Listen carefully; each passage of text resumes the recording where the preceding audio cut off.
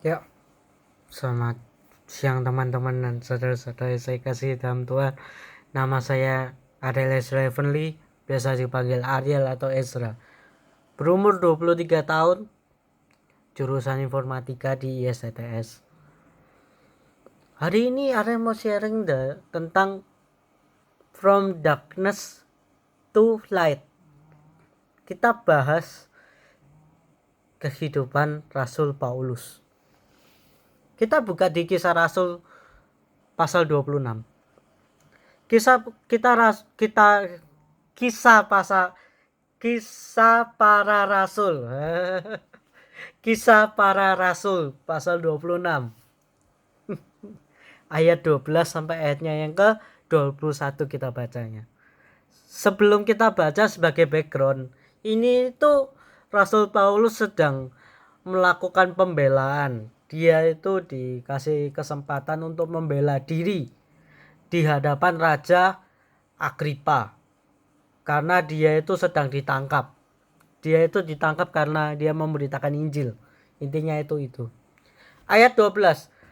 Dan dalam keadaan demikian, ketika aku dengan kuasa penuh dan tugas dari imam-imam kepala sedang dalam perjalanan ke Damsik, tiba-tiba ya Raja Agripa, pada tengah hari bolong, aku melihat di tengah jalan itu cahaya yang lebih terang daripada cahaya matahari turun dari langit meliputi aku dan teman-teman seperjalananku. Kami semua rebah ke tanah dan aku mendengar suatu suara yang mengatakan kepadaku dalam bahasa Ibrani, Saulus, Saulus, mengapa engkau menganiaya aku? Sukar bagimu menendang kegalah rangsang. Tetapi aku menjawab, siapa engkau Tuhan? Kata Tuhan, akulah Yesus yang kau aniaya itu. Tetapi sekarang bangunlah dan berdirilah. Aku menampakkan diri kepadamu untuk menetapkan engkau menjadi pelayan dan saksi tentang segala sesuatu yang telah kau lihat daripadaku, dan tentang apa yang akan kuperlihatkan kepadamu nanti. Aku akan mengasingkan engkau dari bangsa ini dan dari bangsa-bangsa lain. Aku akan mengutus engkau kepada mereka untuk membuka mata mereka supaya mereka berbalik dari kegelapan kepada terang dan dari kuasa iblis kepada Allah, supaya mereka oleh iman mereka kepadaku memperoleh pengampunan dosa dan mendapat bagian dalam apa yang ditentukan untuk orang-orang yang dikuduskan. Sebab itu ya Raja Agripa, kepada penglihatan yang dari sorga itu tidak pernah aku tidak taat. Tetapi mula-mula aku memberitakan kepada orang-orang Yahudi di Damsik, di Yerusalem, dan di seluruh tanah Yudea, dan juga kepada bangsa-bangsa lain, bahwa mereka harus bertobat dan berbalik kepada Allah serta melakukan pekerjaan-pekerjaan yang sesuai dengan pertobatan itu. Karena itulah orang-orang Yahudi menangkap aku di bait Allah dan mencoba membunuh aku. Dari yang penyiksa, dari yang penyebab kematian, dari yang penjeblos ke penjara, menjadi orang yang mau dijebloskan ke penjara dan mau dibunuh. Dari Saulus menjadi Paulus. Ayat ini berbicara tentang apa sih? Ayat ini itu berbicara tentang gini loh. Banyak dari kita itu, Tuhan itu bisa memakai semua orang, siapapun dia, apapun backgroundnya, apapun yang dia pernah lakukan, kejahatan apapun yang pernah dia lakukan, Tuhan bisa pakai itu semua.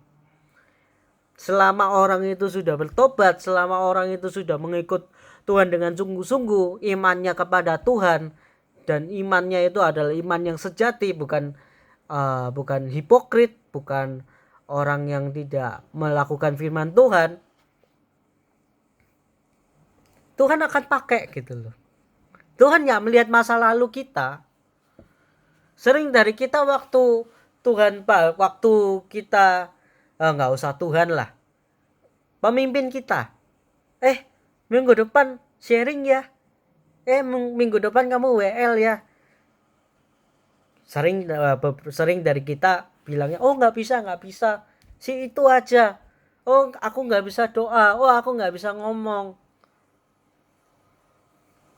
Padahal sebenarnya waktu Tuhan sendiri itu melihat, ya Tuhan nggak melihat masa lalu kita. Tuhan cuma mau melihat kamu mau apa enggak, as simple as yes or no. Jadi kalau misalnya dalam hati itu ada berkata, oh aku nggak layak, oh aku nggak mampu, nggak apa. Selama kita mau, pasti dimampukan. Selama kita mau, pasti dilayakkan. Kalaupun kita nggak pernah berbuat salah pun, kalaupun kita nggak pernah berbuat dosa pun, kita juga nggak akan layak. Karena nggak ada namanya orang manusia itu nggak berdosa, gitu loh. Namanya kita nggak namanya ada manusia yang tidak pernah berdosa itu tidak mungkin. Karena pasti dari kita itu melanggar 10 dari perintah Allah dan hukum Taurat yang lainnya. 99% atau 90 sekian persen orang di dunia ini itu aja udah melanggar perintah Allah pertama, janganlah ada Allah lain di antaramu. Itu kita sudah berdosa. Jangan mencuri, jangan membunuh, jangan berdosa, jangan bersaksi dusta, dan lain sebagainya. Kita nggak akan mungkin untuk nggak berdosa itu. Jadi memang dari awal kita itu nggak pernah layak untuk melayani Tuhan, tapi kita itu dilayakkan.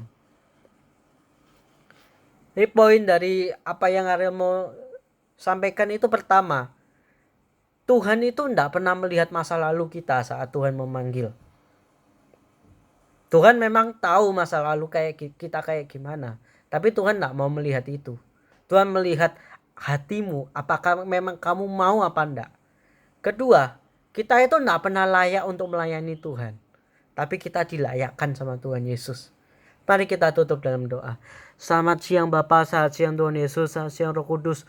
Tuhan, terima kasih atas kamu Tuhan. Pada hari ini Tuhan, kami bisa mendengarkan bacaan firman-Mu Tuhan, kami bisa mendengarkan sharing ini Tuhan. Terima kasih Tuhan. Biarlah segala apapun yang kami lakukan, kami dengarkan tadi dapat kami lakukan dalam kehidupan kami sehari-hari Tuhan. Biarlah kami dapat menjawab iya saat Engkau memanggil kami untuk sebuah pelayanan atau sebuah kegiatan Tuhan. Terima kasih Tuhan. Biarlah segala apapun yang kami lakukan, kami dapat memuliakan nama-Mu Tuhan dan dapat menjadi berkat bagi orang-orang di sekitar kami Tuhan. Terima kasih Tuhan, dalam nama Tuhan Yesus kami berdoa. Amin. Thank you semua. God bless you. Jangan lupa subscribe dan like ya. Tolong bantu sebarkan video ini. Thank you. Bye-bye.